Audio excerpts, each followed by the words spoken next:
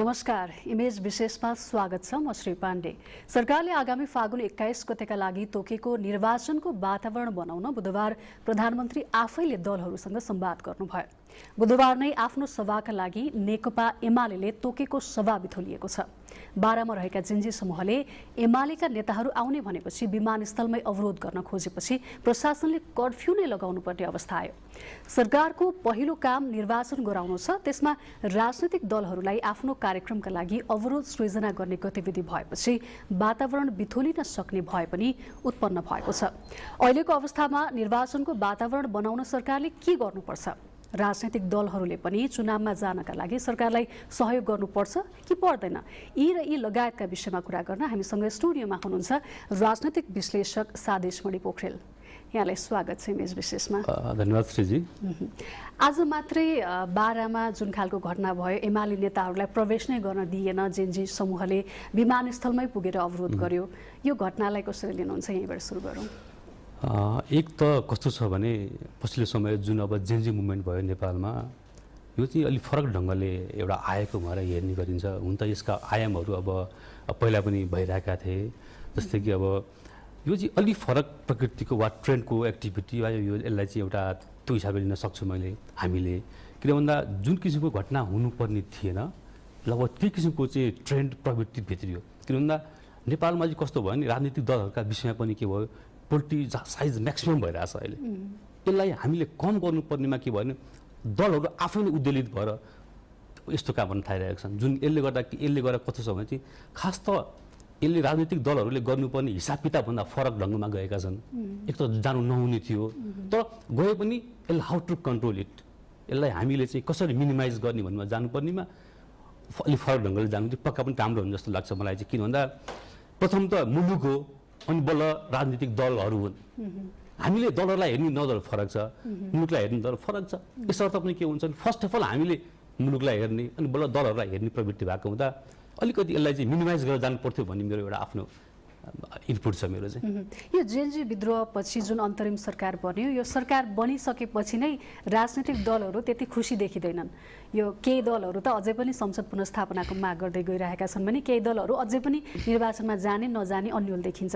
यो बीचमा जस्तो एमालेकै नेताहरू पनि आज जुन उनीहरूप्रति विरोध भयो, यो हुनुमा पनि एमालेकै नेताहरूले जुन खालको उशृङ्खल गतिविधि देखाउँछन्, जुन खालको अभिव्यक्ति दिन्छन्, त्यसले यो जनमानसपटलमा चाहिँ अलिकति उनीहरूप्रतिको वितृष्णा बढेको हो कि? अथवा महेश बस्नेत र शङ्कर पोखरेल जो आज मधेसमा आज कार्यक्रमको लागि जानुभएको थियो, युवा सङ्घले आयोजना गरेको, त्यहाँ जानु पाउनु भएन, तर जेन्जी युवाहरूले चाहिँ उहाँकै अभिव्यक्तिका कारणले हामी उहाँसँग चाहिँ यो किसिमको यो अवस्थाबाट आउनु पर्यो भन्ने खालको अभिव्यक्ति दिनुभएको थियो। यो चाहिँ नेताहरूकै केही कमी कमजोरीले नै यो अवस्था आएको हो भन्न मिल्छ? यसलाई चाहिँ म यसलाई दुई हिसाबले हेर्छु। के भन्दा फर्स्ट अफ अल जुन बेलामा जेन्जी मुभमेन्ट भयो नेपालमा वा जस्ट एउटा जेन्जीको जुन एक्टिभिटी भयो नेपालमा, त्यहाँ चाहिँ कस्तो भइदियो भने फर्स्ट अफ अल नेपालको सत्ता घटकको थियो पहिलोभन्दा नेकपा एमाले नै थियो। अर्थात् एज अ होलमा जुन किसिमले यसलाई इभेन्टलाई एमाले हेर्दै गरेको थियो, कतै यसका भागीदार पनि हामीहरू हो नै त वा हुँ भन्ने किसिमले उनीहरूले एक्सेप्ट गर्न सके। यसर्थ त्यही पनि के भयो भने लगभग के यसमा चाहिँ तत्कालीन प्राइम मिनिस्टर केपी शर्मा ओलीले पनि धेरै पछि राजनीति उहाँले पनि रिजाइन गर्नुभएको थियो। अर्थात् एज अ होल उहाँहरूलाई के छ भने एक किसिमको भयो चाहिँ हामीले गरेको हो, यसमा एमाले काङ्ग्रेस पनि थियो, नेपाली काङ्ग्रेस पनि, तर यसमा चाहिँ कस्तो भने रमेश लेखकले पनि चाहिँ लगभग मलाई लाग्छ लगभग केही समय अगाडि उहाँले एक दिन अगाडि उहाँ राजीनामा दिइसक्नु भएको थियो। अब उहाँलाई एउटा कुरा भयो के छ भने त्यो जनतामा जानुपर्ने छ हामीले कसै गरी, उनीहरूले राजनीतिक दलहरूका हिसाबले। अब तर यसमा के हो, अब हामीले कसरी त्यहाँ इन्टर गर्ने त? त्यहाँ जस्ट उहाँहरूलाई के छ भने यसर्थ के छ भने उहाँहरूले बुझ्नुपर्ने कुरा पनि के छ भने चाहिँ सत्ता घटक दलहरू भइसकेपछि जनतामा हामीले जान्ने आधार के, आधार खोज्नु पर्थ्यो। अब यत्तिकै उहाँहरू चाहिँ अब हाम्रो छ, हाम्रो जनमत छ, म्यान्डेट छ भने यहाँ गएर हुँदैन। किन भन्दा पछिल्लो समय के पनि छ भने चाहिँ त्यो सत्ता घटक दलहरूप्रति वा एज अ होलमा पोलिटिकल पार्टीहरूप्रति जनताको मत खस्काउँदो छ, त्यो कुरा उहाँहरूले बुझिदिनु भएन। के अझ उहाँहरूले त व्हिप जारी गर्ने, परिपत्र जारी गर्ने, आज यहाँ आज उहाँ आज यता आज उता भएर उहाँहरूले के हो त्यो एक्टिभिटी गर्दै गर्नुभयो। अब एज अ होलमा के हो यसले राम्रो परिणाम त पक्का पनि दिएन। जुन अब आज हामीले देख्यौँ जब कि एउटा चाहिँ नेपालको एउटा राजनीतिक दललाई का लिडरहरूलाई पनि उहाँ जान चाहिँ वा प्रोहिबिट गरियो। यसले गर्दा के हो त हामीलाई हेर्ने नजर एज अ होलमा पोलिटिक्सलाई हेर्ने नजर फरक भइदियो जुन हुनुपर्ने थिएन। यसर्थ यसलाई चाहिँ हामीले चाहिँ कस्तो भने नहुनुपर्ने काम भइदियो भनेर यसलाई हामी डिस्क्राइब गर्न अझ मलाई चाहिँ ठिक लाग्छ मलाई चाहिँ। तर निर्वाचन नजिकै गर्दाखेरि त अब दलहरू त आफ्ना जनताहरूसँग आफ्ना कार्यकर्तासँग ठाउँ ठाउँमा जाने सभा गर्ने भेला गर्ने त यो आम परिपाटी नै हो। अब यस्तो अवस्थामा नेताहरूलाई नै बन्देज लगाउँदाखेरि चाहिँ यसले अझै अर्को द्वन्द्व निम्त्याउँछ कि विद्रोह निम्त्याउँछ कि भन्ने एउटा जोखिम पनि बढ्यो नि होइन। एक त यो मुभमेन्ट पश्चात नेपालमा दलहरूसँग म्यान्डेटै छैन, जनताहरूसँग के लिएर जाने त अब डेलिभरी पनि दिन सकेका छैन होइन, दिनुपर्ने काम दिन सकेका छैन, जनताले आश गर्ने स्पेस पनि अब रहेन, जनताले केवल स्पेसलाई हेर्दै हेर्दै रहे, काहीँ स्पेस छ कि हामीले आशा गर्ने अप्टिमिस्टिक हुने हिसाबमा, तर जनताले काहीँ पनि त्यो कुरा भेटेनन् उनीहरूले। अर्थात् यसको रिजल्टको स्वरूपमा के आइदियो, जे मुभमेन्ट भित्रिदियो। यो एउटा के थियो, किशोर समूहहरूले पनि एउटा गरेको आन्दोलन थियो पहिला नि। आजभन्दा लगभग धेरै समय अगाडि प्रदीप गिरीले चाहिँ एउटा दिएको इन्टरभ्यू सम्झन्छु म, अबको आन्दोलन किशोरहरूले गर्नेछन् भनेर होइन। लगभग एउटा कुरा चाहिँ यसमा कस्तो भने त्यो किसिमको त आयो नि, देख्यो नि त्यहाँ हामीले। अब एज अ होलमा बुझ्नुपर्दा कुरा के छ भने यस्ता किसिमको आन्दोलनले प्रमोट भन्दा पनि यसलाई के भयो कम कम कम कम गर्ने चाहिँ वातावरण सृजना भएको हुँदा यस्ता पोलिटिकल फेनोमेनाहरूलाई हामीले कम कम गरेर गर्दै विथ म्यान्डेट, हाम्रो म्यान्डेट यो छ, हामी यसो गर्छौँ। अब जनताहरूले पत्ताउन छोडिसके। अब तर भ्रममा पार्ने काम चाहिँ भइरहेछ। जुन काम उहाँहरूले आफू सरकारमा हुँदा गर्नुहुन्थ्यो अहिलेको सरकारले त्यही काम किन गरेको भन्दै प्रश्न उठाउने काम चाहिँ गर्न छोड्नु भएको छ। भर्खरै भने नि श्रीजी, नेपालमा हरेक एक्टिभिटीमा के हो आजकल जस्तो पोलिटिक्स घुसाउने काम गरिरहेको छ वा पोलिटिकलाइजेसन नेपालमा म्याक्सिमम भएको छ। यसलाई के हो अब एज अ होल एउटा सिभिलियनले, एउटा असल सिभिलियनले के यसलाई डिपोलिटिसाइज गर्न सक्नुपर्छ। अब किन फर्स्ट अफ अल के हो मुलुक हो, फर्स्ट अफ अल एउटा एक्टिभिटी हो, एउटा नागरिक हो, अनि बल्ल के हो दलहरू हुन्। तर त्यो कुरा उहाँहरूले बुझ्नु भएन। I am the supreme power, म नि सबैभन्दा ठुलो चाहिँ घटक शक्ति हो, म सक्छु भनेदेखि उहाँहरू मुभ गर्न सक्नु भयो। तर त्यो कुरा जनताहरूले देख्न देखेनन्। त्यही भएर यसलाई चाहिँ फरक ढङ्गले हेर्दा अझ गजब हुन्छ। अब निर्वाचन नजिकै गर्दाखेरि अब राजनैतिक दलहरूले सभा जुलुस त नभनौँ भेलाहरू गर्दै जाँदाखेरि त त्यसमा सुरक्षा दिनुपर्ने दायित्व त अब सरकारको हो नि त। निर्वाचनको चरणमा अगाडि बढ्दै जाँदाखेरि तयारीको रूपमा एउटा सुरक्षा चुनौती पनि छ। अब यसमा चाहिँ सरकारले नै सुरक्षा दिन नसक्ने, त्यही माथि अब जेनजी समूहले भनिसकेपछि चाहिँ सबैको सपोर्ट जेनजीलाई हुने, तर वास्तविक जेनजी पनि कुन वास्तविक जेनजी हुन् कुन होइनन्, यही बिचमा चाहिँ एमालेकै नेताहरूले पनि यो जेनजीले गरेको अवरोध होइन, जेनजीको नाममा चाहिँ यस्तो चलखेलहरू भइरहेको छ, एमाले प्रति अझै धेरै वितृष्णा बढाउन खोजिरहेको छ भन्ने खालको पनि आरोपहरू आइरहेका छन्। यसमा चाहिँ अब यो हुन त यो अब नेपालमा चाहिँ अब हामी अब डेमोक्रेसीमा विश्वास गर्ने कन्ट्रीका मान्छेहरू नेपाल हामीले डेमोक्रेसीलाई हामीले मान्नुपर्छ। के हो डेमोक्रेसीका डिमेरिटहरू पनि धेरै छन्, मेरिटहरू पनि अझ बढी छन्। अब हामीले डेमोक्रेसीको डिमेरिटलाई कसरी एक्सेप्ट गर्ने, यसका नि खास भ्यालुहरू छन्। यस्तो हिसाबले एक्सेप्ट गर्ने भनेर एक्सेप्ट नगर्ने वा यसलाई हामी एक्सेप्ट नगर्ने कसरी वा गर्ने कसरी भन्ने किसिमले पनि धेरै धाराहरू विभाजित भएका छन्। अब यसलाई मैले लिङ्क म जेनजी मुभमेन्टमा गर्छु। कसरी भने जेनजी मुभमेन्टको एउटा आन्दोलन हुनुपर्ने थियो भनेर अझै पनि जनमानसमा कुराहरू छन्। तर एज अ होलमा व्यक्तिगत रूपमा व्यक्तिका घरहरूलाई चाहिँ त्यो गर्नु जाने अट्याक गर्ने पक्का पनि त्यो एक्टिभिटी राम्रो होइन। तर के भइदियो फरक ट्रेन्ड आइदियो। मतलब यो हाम्रो यो होम ग्राउन्ड इस्यु हो, यो हाम्रै मुलुकमा हाम्रै जस्तो द्वन्द्वहीनताले गर्दा निक्लिएको एक्टिभिटी हो, यसमा कुनै पनि दोमत छैन, यो क्लियर कुरा हो। तर यसमा के भयो भने जब हामीले चाहिँ डिलेमा गऱ्यौँ, जब हामी यसमा डिसिजन मेकिङमा हामी डिले भयो त बल एक्सटर्नल फ्याक्टरहरू त्यसमा आएर एक्टिभ भएको हुनसक्छ। तर यसमा हामीले एज अ होलमा यो चाहिँ एक्टिभिटी पहिल्यै थियो भन्दा पनि त्यो कुरा चाहिँ मलाई चाहिँ लाग्दैन। त्यो कुरा मलाई चाहिँ फिल हो जस्तो मलाई चाहिँ लाग्दैन। अब आयो चुनावका कुरा। भर्खरै मैले भने डेमोक्रेसीमा विश्वास गर्ने कन्ट्रीले चुनावलाई एक्सेप्ट गर्नुपर्छ। यसमा चाहिँ अब भर्खरै नेकपा एमाले के भन्छ भने चाहिँ होइन पार्लियामेन्टलाई रिइन्स्टेट गर्नुपर्छ जस्तो कुरा गरिरहेछ। यो भए चाहिँ किन छ राजनीतिक दलहरूमा चुनावमा जाँदाखेरि अब हाम्रा अभिव्यक्तिले हाम्रा विचारले चाहिँ जनताले हामीलाई कुनै पनि हालतमा स्वीकार्दैनन् भन्ने कुरा चाहिँ ग्यारेन्टी नै भयो भयो नि हो जसलाई पिपल म्यान्डेटको बारेमा एक्टिभ थाहा छैन नि बुझाएको छैन नि पिपल्सको म्यान्डेट कतिको इम्पोर्टेन्ट हुन्छ भन्ने कुरा त्यो कुरा बुझ्नु भएन उहाँहरूले जाऊ न जनतामा जाऊ राम्रो काम गर देखाइदेऊ वा जनताहरूले भनुन् होइन जस्तै अब जस्तो अन्य अन्य मुलुकका नेताहरू जस्तो भएर देखाइदिनु त्यो हो नि त चुनावमा जानलाई म डराउँछु सक्दिनँ कि भनेर रिजिस्ट्रेट गर्ने भन्ने त्यो कुरा पक्का पनि राम्रो होइन त्यो कुरा उहाँहरूले बुझिदिनु पर्ने कुरा हो र चुनावमा चाहिँ के अरे चाहिँ सामेल नहुने भन्ने जसले भन्छ नि ती दलहरूले बुझ्नुपर्ने कुरा हो अब राजनीतिक दलहरू नै चुनावमा गएनन् भने त निर्वाचनको कुनै परिकल्पना पनि गर्न सकिँदैन यसमा कस्तो छ भने चाहिँ लगभग अब अलि अगाडि कुरा नेपाली कङ्ग्रेसले लगभग जाने जस्तो कुरा गरिरहेछ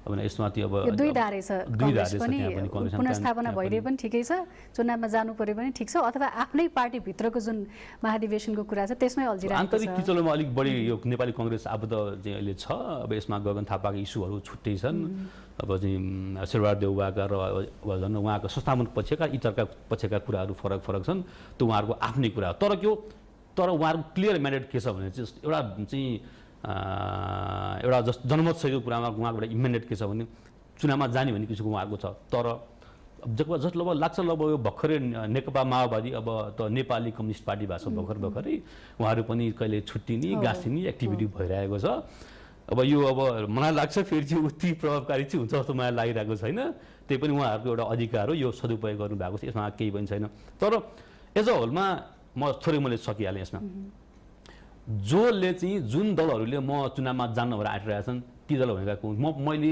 पिपल्सको म्यान्डेट मैले क्याच गर्न सक्दिनँ भनेर उनीहरू त्यसो भनेका हुन् त्योभन्दा बाहेक केही पनि होइन जस्तो लाग्छ मलाई चाहिँ अब 12मा आज एमालेलाई रोक्न खोजियो अब निर्वाचन नजिकै जाँदा अन्य दलले पनि विभिन्न ठाउँमा कार्यक्रम गर्न सक्छन् भोलि काङ्ग्रेसलाई विरोध होला अथवा कुनै पार्टीलाई विरोध होला यो विरोधको शैली बढ्दै गयो भने त यसले त झन् निर्वाचनलाई बिथुल्ने प्रयास गरे जस्तो पनि देखिन्छ नि होइन अब यस्तो अब यसमा कस्तो भने अब भर्खरै एउटा मैले अब एकछिन अगाडि न्युज पनि मैले हेरिरहेको थिएँ अब एउटा ग्रुपले जसलाई क्लस्टरिङ गरेर फेरि चाहिँ मुभमेन्टलाई लिड गर्ने भन्ने कुरा आइरहेको छ क्या अरे त्यसमा मलाई लाग्छ यो उति धेरै अब प्रभावकारी त नभइहाल्ला ती पनि यस्ता कुरालाई हामीले आँक्न पनि मिल्दैन किनकि अब मुलुकको कार्यदिशा तय गर्ने भनेकै युवाहरूले हो किशोरहरूले जेन्जीहरूले हो युथहरूले हो लगभग त्यही भएर नि अब के छ भने चाहिँ अब भर्खरै एउटा कि नो नट अगेन भन्ने एउटा एक्टिभिटी थियो नि पहिला जस्तो यस्ता चाहिँ अब जुन अब सामाजिक सञ्जालको थ्रुबाट यिनीहरू चाहिँ प्रमोट भइरहेका थिए यी प्रमोट भएको एक्टिभिटीलाई पनि के सरकारले ब्यान गर्न आँट्यो होइन त्यो चाहिँ फरक कुरा हो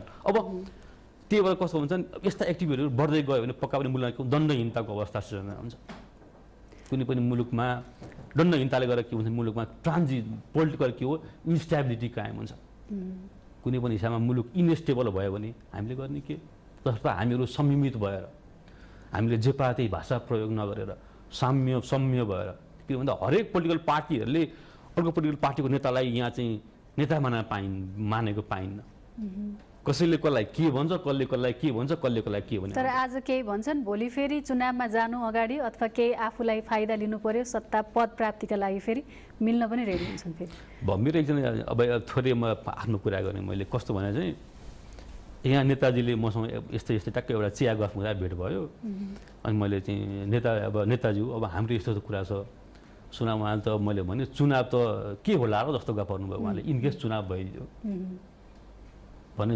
नेपाली कङ्ग्रेसको नेकपा एमालेको त्यो बेलामा तत्कालीन माओवादीको अब एजेन्डा के म्यान्डेट के भनेर उहाँलाई मैले सोधेपछि उहाँ यस्तो हो हामी डेमोक्रेसीमा विश्वास गर्ने मुलुक हामीले यस्तो गर्नुपर्छ हामीले यस्तो गर्नुपर्छ त्यो पनि यस्तो भन्नुभयो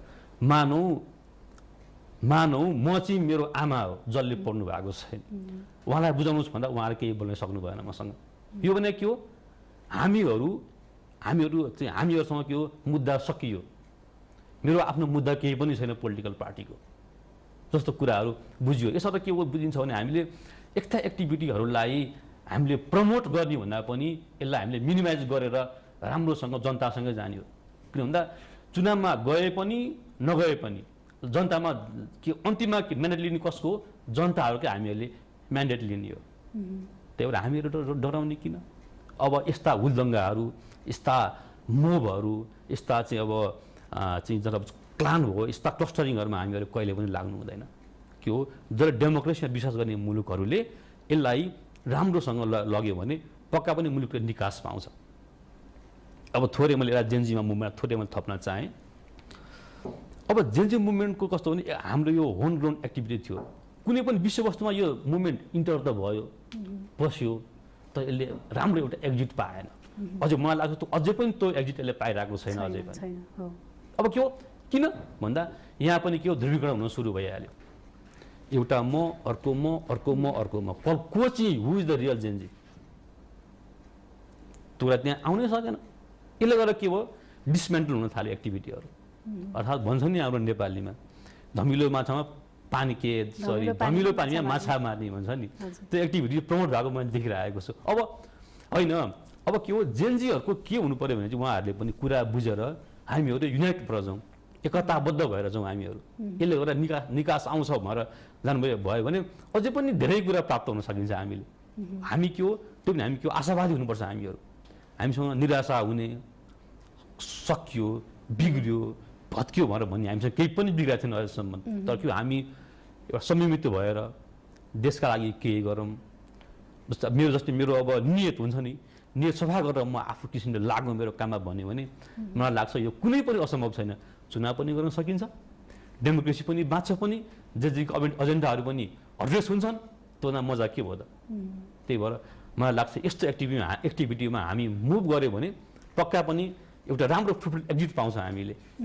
यो पुरानै दल र विरोधको कुरा गरिराख्दाखेरि चाहिँ जस्तो अब पुरानालाई नै पुरानै अनुहार पुरानै दललाई चाहिँ अब मौका नदिने फेरि हामी यत्रो विद्रोह गरेर चुनावमा जानुपर्ने स्थिति आइसकेपछि फेरि त्यही व्यक्तिहरूलाई हामीले विश्वास गर्न सक्दैनौँ भनेर जेएनजीहरूले आवाज उठाइराख्दाखेरि पुराना भनिएका दलहरूले चाहिँ अझै पनि नेतृत्व छोड्न नखोज्ने उहाँहरूले चाहिँ अब युवा पुस्तालाई हस्तान्तरण गर्न नखोज्ने परिपाटीले पनि भोलि चाहिँ यो राजनैतिक दलको भविष्य चाहिँ अलिकति बिग्रिँदै जाने सम्भावना पनि देखिन्छ होइन। पछिल्लो समय जुन यो परिपाटी विकास भयो यसले गर्दा लगभग यो किसिमको मनसा विकास त भएको छ। यसमा दुई मतै छैन। तर त्यो भयो भन्दैमा पनि पुराना पोलिटिकल पार्टीहरूले त्यसमा भाग लिन नपाउने त्यही बुढा मान्छेहरू फेरि आउन नपाउने भन्ने किसिमको प्रावधान चाहिँ लगभग हाम्रो चाहिँ एउटा स्वतन्त्रताको हिसाबले पनि यो चाहिँ महसुस हुन नपाउँछ जस्तो लाग्छ मलाई चाहिँ। किन भन्दा चाहिँ त्यही दलको आधारमा नयाँ नयाँ मान्छेहरू चाहिँ आउनु हुने ती बुढा मान्छेहरू वा त्यही चाहिँ अब उहाँहरूको कार्यशैली प्रति चाहिँ अब विश्वास नभएको हो के हो उहाँहरूलाई तपाईँले चाहिँ हामीले चाहिँ उहाँ जनताले के गर्नु पर्यो भने चाहिँ चुनावबाट उहाँलाई तपाईँले बाइपास गरिदिनुहोस् न सकियो अरे त्यो भए के हो मैले डेलिभरी दिन सकिनँ त्यही भएर म पछि पऱ्यो भने उहाँहरू खुसी हुनुहुन्छ। तर हाम्रो संविधान प्रदत्त अधिकार के पनि छ भने हामीले उहाँहरूले पनि अधिकार चुनावमा जाने अधिकार उत्तिकै किसिमको छ। सबैको राइट बराबर छ मेरो यहाँको कसैको। तर यसलाई प्रविट त हामीले गर्नु कहाँ डेमोक्रेसीको प्र्याक्टिस भएको कन्ट्रीमा उहाँहरूलाई बाइपास त गरौँ तर कसरी गरौँ उहाँहरूलाई पनि मैले गरेर केही न केही गल्ती भयो देश बिग्रियो मलाई मान्छेहरूले मलाई मन पराएन त्यही भएर म बाइपास भएँ भन्ने किसिमको कुरा उहाँहरूसँग चाहिँ विकास भयो भने धेरै राम्रो हुन्छ। अब निर्वाचनको वातावरण बनाउने भूमिका त प्रमुख भूमिका अब सरकारकै हो। अन्तरिम सरकार भनेको अब चुनावकै लागि तोकिएको सरकार भनेर भनिसकेपछि अब सरकारको भूमिका यसमा प्रमुखै भयो हरेक कुनै सरकारको।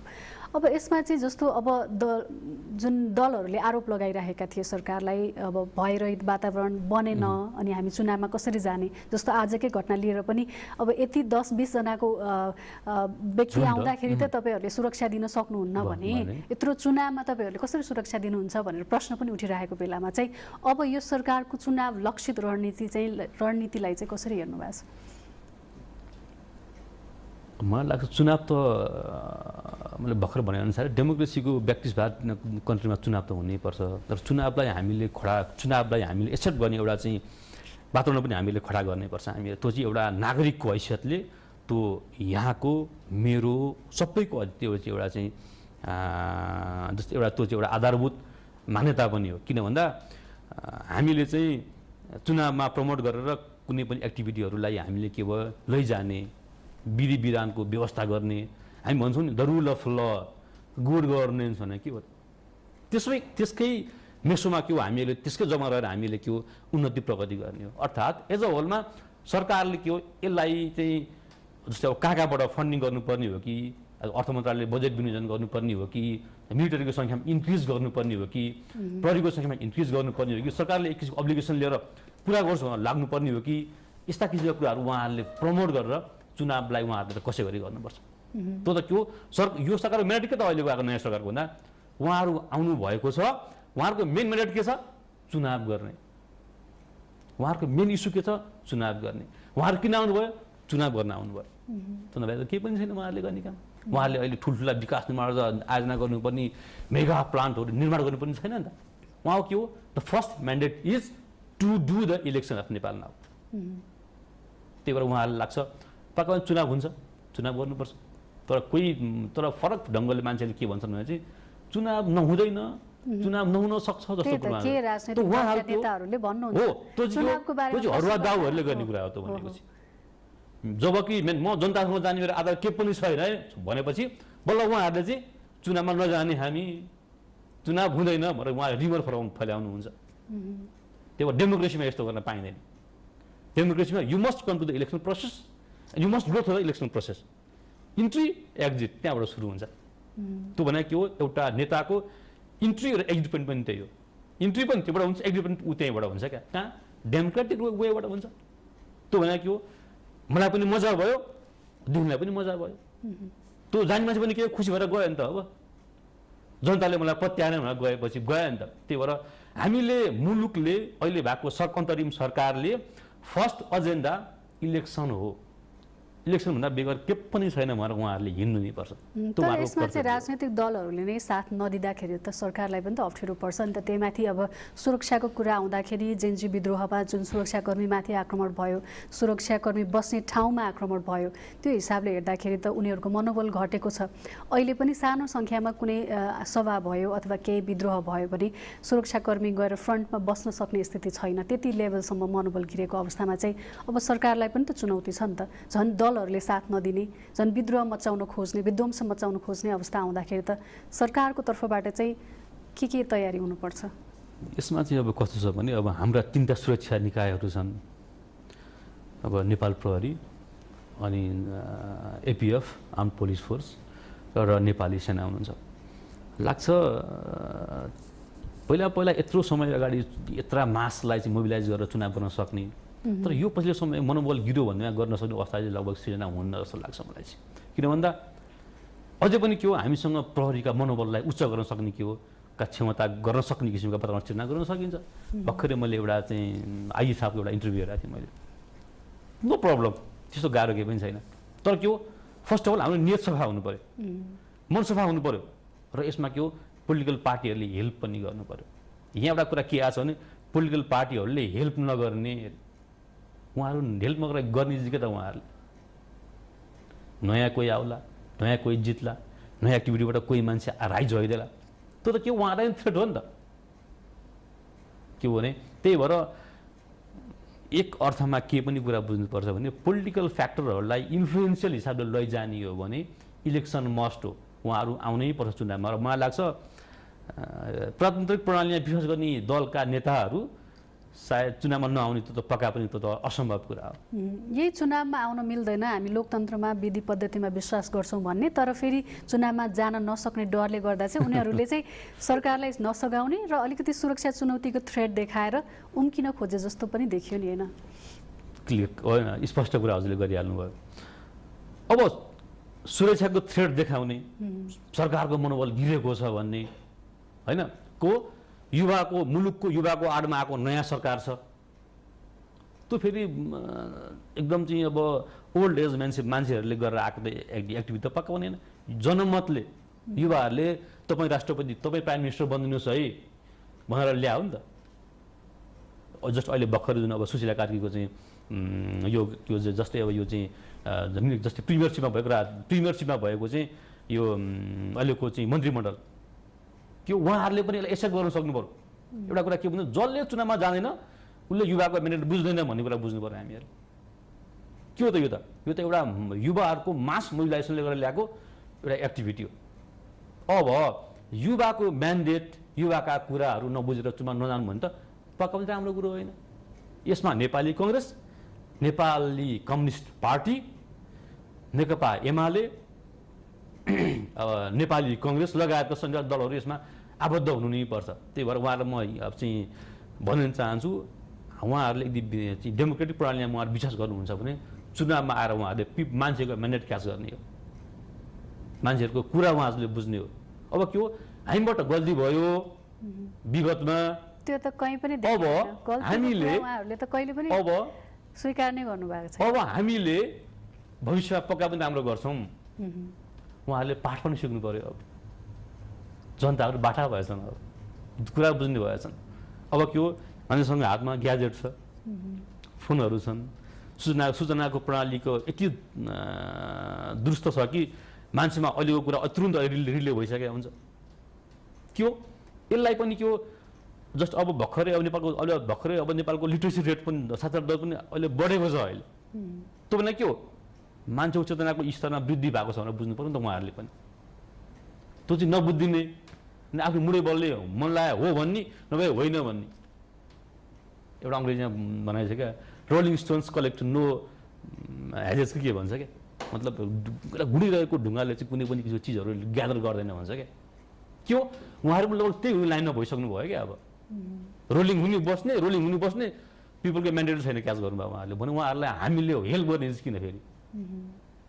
त्यो हामी as a good civic member, society member भएपछि हामीले यस्ता कुरामा अल्झिनै हुँदैन। हामी अनबायस हुने हो। अनबायस भएर हामीहरूले पोलिटिकल एक्टिभिटीमा उहाँहरूलाई रिगेन गरेर जानुहोस् भनेर भन्ने हो। त्यो के हो, एउटा नागरिकको, त्यो कसल नागरिकको एउटा कर्तव्य हो। अब यो बिचमा जस्तो जेनजीहरू पनि अहिले चाहिँ बाँडिएका छन् कि समूह बाँडिएका छन्, जुन विद्रोह गर्दै थियो त्यो बेलामा पनि यो कुनै लिडरसिपबाट आएको कुरा होइन, यो त हरेक इन्डिभिजुअलबाट आएको वितृष्णा हो नि त। अब जेनजी समूहले जुन अन्तरिम सरकार बनायो, चुनावमा जाने भनेर आफूले चाहेकै व्यक्ति, राम्रा व्यक्ति, आशातीत व्यक्तिहरूलाई सरकारमा ल्याए होइन, र अहिले चाहिँ अब त्यही सरकारबाट उनीहरू चाहिँ खुसी छैनन् भनौँ न। उनीहरूले जुन कुशासन र भ्रष्टाचार विरुद्धको आन्दोलन गर्नुपर्ने अवस्था आएको थियो, त्यसपछि चाहिँ अहिले चाहिँ त्यही सरकारप्रति उनीहरूको फेरि गुनासोहरू छ, अथवा भनौँ त्यही सरकारलाई चाहिँ हामी चुनाव गर्न दिँदैनौँ भनेर पनि उनीहरूले अभिव्यक्ति दिइदिएका छन्। यसले चाहिँ कस्तो फरक पार्छ? अब खास चाहिँ अब युवाहरूले केही अब बल, युवाहरूकै आह्वानबाट आएको सरकारले यस्तो किसिमको कुरा गर्नु पक्का पनि राम्रो होइन। किन भन्दा मुलुकले चाहेको प्रोग्रेस हो, प्रगति हो। प्रगति कुन हिसाबको? ऱ्यापिड चेन्ज उहाँहरूले चाहेको। ऱ्यापिड चेन्ज कस्तो हुन्छ? जादुको छोडी त होइन, पक्का पनि भइहाल्ने आजको भोलि त। के उहाँहरूमा पनि के चाहियो? प्यासेन्सको लेभल चाहियो। बिस्तारै वेट एन्ड सी। उहाँहरू वेट एन्ड सी हुने अवस्थामा उहाँहरू अहिले हुँदै हुनुहुन्न। उहाँहरू रिजल्ट प्रम्प्ट चाहियो अहिलेको तुरुन्त। त्यो रिजल्ट त अहिलेको राइट नाउ त्यो कुरा के हो त? त्यो फिजिकल कुरा त पक्का पनि होइन। त्यो कुरा त उहाँहरूको के हो, उहाँहरूको भला उहाँहरूको एजेन्डा राइट छ, उहाँहरू धेरै ठाउँमा बाँडिनु भयो, त्यो पनि पक्का राम्रो कुरो होइन। तर एटलिस्ट उहाँहरूले अझै पनि ढिलो भएको छैन। With mandate, with best mandate आउनुभयो भने उहाँहरू अझै पनि सफल हुनुहुन्छ। उहाँहरू थोडा युवा हुन त कन्ट्रीको ब्याकबोन हो त अझै पनि। हरेक मुलुकका, विश्वका हरेक मुलुकका युवाको ब्याकबोन के हो? मुलुकका चाहिँ मुलुकको ब्याकबोन भनेको युवाहरू त हुन् नि। जुन जेनजी समुदायमा पर्छन्, कोही जेनजी भन्दा अलि अगाडिका पर्लान्, जेन एक्स पर्लान्, कोही जेन बिटा आउँदैछन्, अल्फा आउँदैछन्। के हो, उनीहरूको मागलाई उहाँहरूले के ग्र्याब गर्न सक्नु पऱ्यो क्या। ग्र्याब गर्ने अनि हाउ टु सेटल इट। त्यो नि कस्तो फ्रुटफुल एक्जिट गर्नु पऱ्यो क्या। कसको? कुनै पनि एउटा मुद्दाको, कुनै एउटा मामिलाको, कुनै पनि एउटा इस्युको। त्यो उहाँहरूले गर्न सक्नु भएको छैन। लिडर्स अब एउटा कुरा भन्छ क्या, लिडर्स आर बर्न भन्छ, नट मेड भन्छ। अब के हो, होइन यसलाई उहाँहरूले के गर्नु पऱ्यो भने होइन, लिडर्स क्यान बी मेड भनेर उहाँले प्रुभ गर्न सक्नु पऱ्यो क्या। नेपालको सन्दर्भमा चाहिँ अब बल्ल के हुन्छ, अनि बल्ल राम्रो काम सुरुवात हुन्छ नेपालमा। पक्का पनि यो जेनजीको मुभमेन्टको जुन म्यान्डेट एक्टिभिटी त राम्रो एक्टिभिटी हो, यो धेरै राम्रो एक्टिभिटी हो। तर उहाँहरूले यसलाई क्यारी गर्नुभएको छ कसरी भन्ने कुरा मात्रै भर पर्ने कुरा हो। अब जेनजीले आफ्ना माग सम्बोधन भएन भनेर 3 महिना सरकार बनेको समयमा नै विभिन्न गुनासोहरू पोखिरहेको बेलामा चाहिँ खासमा चाहिँ जेनजीले राखेका मागहरू पुरा गर्न चाहिँ सरकारलाई केही गाह्रो भएको, अथवा भनौँ जेनजी आन्दोलन जुन 23 र 24 गतेको विद्रोहमा चाहिँ धेरैजनाको ज्यान गयो, उनीहरूलाई गोली चलाउन आदेश दिने, गोली चलाउनेमाथि कारबाही हुनु पर्यो भनेर एउटा उनीहरूले माग राख्दाखेरि जाँचबुझ आयोग पनि बन्यो, काम हुँदैछ। यसमा पनि उनीहरूले एकदमै छिटो रिजल्ट खोजेको अथवा भनौँ जेन्जी आन्दोलनमा चाहिँ तोडफोड गर्नेलाई चाहिँ समाउने, तर जसले गोली हान्यो, जसले आदेश दियो त्यो चाहिँ यत्तिकै बाहिर बस्न पाउने भन्ने खालको कुरा पनि उठाइरहेका छन्। यसमा चाहिँ सरकारले काम गर्नलाई चाहिँ अलिकति समय लाग्छ, जाँचबुझ आयोगले काम गर्दैछ भन्ने चाहिँ यो सरकारले नै बुझाउन नसकेको हो वा जेएनजीमा चाहिँ त्यो पेसेन्स लेभल तपाईँले जुन भन्नुभयो आजै चाहियो, छिटै चाहियो भन्ने खालको हुँदाखेरि चाहिँ अलिकति यो दुईवटा टर्म चाहिँ अलिकति नमिलेको जस्तो देखिन्छ। यसमा जेएनजीको कस्तो हुन्छ, त्यो एक त युवा समूह हो, यसमा अलिकति मोबको अब धारणा कस्तो एउटा कस्तो हुन्छ नि, भिडको बनाउँदा फरक खालको भइदिन्छ। एउटा काम गर्न हिँड्ने भिड अरू कामतिर लाग्दिन्छ क्या। अब उहाँहरू पनि के हो, भर्खरै बिल्डअप हुँदै हुँदै गरेको मान्छेको लेभल उहाँहरू यो फेरि एउटा कुरा, यो प्राकृतिक कुरा पनि हो कि पेसेन्स लेभल अब उहाँहरू कम नै हुनु, यो प्राकृतिक कुरा हो। अब यसमा चाहिँ अब अहिलेको सरकारले गर्दै गरेका काम पनि उहाँहरू गर्दै गर्नुभएको छ। जस्तो अहिलेका चाहिँ लगभग हेरौँ न, हामीले मन्त्री धेरै राम्रो मन्त्री बनाएको छ अहिले त, होइन? उहाँहरूले पनि अब चाहिँ तुरुन्तै काम त कहाँ भइहाल्छ र, बिस्तारै गरेर काम हुने हो नि त, बिस्तारै प्रोग्रेस हुने हो। अब एक त फेरि यसो म्यान्डेट के छ, इलेक्सन गर्ने सक्छ म्यान्डेट भनेको, उसले उहाँहरू त्यहाँ पनि ध्यान दिनु पऱ्यो उहाँहरूले। अब के हो, उहाँहरूले पनि त्यो कुरा बुझिदिनु पऱ्यो। हाम्रो यो अधिकारबाट स्थापित भएको सरकार फोरमलाई विकास हामीहरूले गर्ने हो। फेरि एउटा कुरा कस्तो, भर्खरै अब यहाँ मैले चाहिँ हेरेँ जेएनजीहरूको चाहिँ अब फेरि नयाँ नयाँ दलहरू घोषणा गर्ने कार्यक्रम पनि अब रहेछ। कति उहाँलाई यस्तो नि अलिकति त्यो हतार चाहिँ उहाँले नगरे जस्तो, यो त जनताले आश गरेको समूह यो अझै पनि। जेएनजीलाई त जनताहरूले आशा गरेको समुदाय हो, उहाँहरू अलिकति एउटा रिफर्मिस्ट हुनु पऱ्यो क्या, फेरि परिवर्तन हुनु पऱ्यो उहाँहरू। जनताले चाहेको अझै पनि त्यही छ। अझै पनि उहाँहरूलाई एउटा कुरा के छ भने उमेरको समूहका मान्छे हुन्, पेन्सन लेभल कम छ, यस्तै कहिले काहीँ भन्ने किसिमको कुरा उहाँहरूसँग आबद्ध भएको छ। यो त सधैँभरि यस्तो हुँदैन नि त। जब एउटा लिडर भएर हिँडिन्छ तब पर्गेल्न गाह्रो हुन्छ। उहाँले के हो, पर्गेल्ने वेबाट डिभिट हुनु भएन, त्यहीँभित्र पसेर के अरे हिलो पोखरी साफ गर्नलाई आफू भित्रै पसेर चाहिँ पोखरी साफ गर्नुपर्छ। तर प्रतिनिधित्व उहाँहरूले गर्नुभएको देखिँदैन राम्रोसँग। कहाँ? यही मन्त्रीमण्डलमा के हो, उहाँ विथ म्यान्डेट विथ एक्टिभिटी यहाँ जाउँ भनेर उहाँहरू जानु पऱ्यो। उहाँ जाने दबाब दिने मात्रै पनि भएन नि त। तर उहाँहरू के हो, मुलुकको ब्याकबोन भएको हुँदा उहाँहरूले पनि खास ढङ्गले हेर्नु पऱ्यो। यो स्टेट मेरो हो, स्टेट हाम्रो हो, जनताले हामीलाई के हो स्पेसल अधिकार दिए, हामीले नयाँ किसिमको सरकारको फर्मेसन गरौँ भनेर उहाँहरूले बुझ्नु पऱ्यो। त्यही भएर हामीले उहाँको शक्ति, उहाँको क्षमतालाई हामीले आँक्न अलिकति अप्ठ्यारै छ। यतिकै आँक्न हामीले गर्न सक्दैनौँ। किन भन्दा 2 डेजमा 2 दिन पनि लगभग आई थिङ्क इट्स अन्ली त्यो 24-25 घन्टामा एउटा मुलुकको सांसद एउटा पल्टी हो कि। यो त इतिहासमा यस्तो काहीँ पनि भएको छैन। नेपालको इतिहासमा पहिलोपल्ट भइरहेको छ इभेन्ट त। यो यस्तो मैले तपाईँले बुक्सहरू मैले पनि हेर्छु, पढेर आउँछु, यस्तो इभेन्ट मैले काहीँ पनि देखाएको छैन अहिलेसम्म इतिहास हेर्दै हेर्दै नेपालको सन्दर्भमा चाहिँ।